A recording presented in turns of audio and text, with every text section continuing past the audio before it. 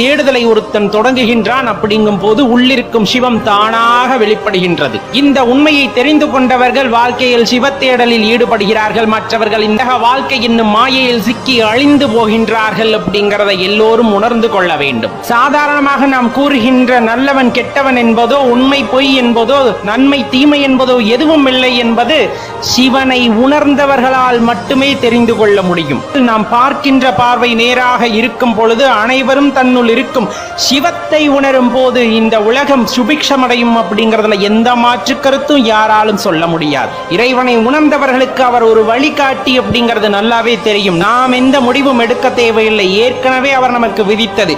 நமக்கு அவர் வழிகாட்டுகின்றார் நன்னெறியில் நடப்பதற்கு. இந்த உலகை நேசிப்போம், இந்த பிரபஞ்சத்தை நேசிப்போம், அதனினும் மேலான பரம்பொருளை நேசிப்போம்.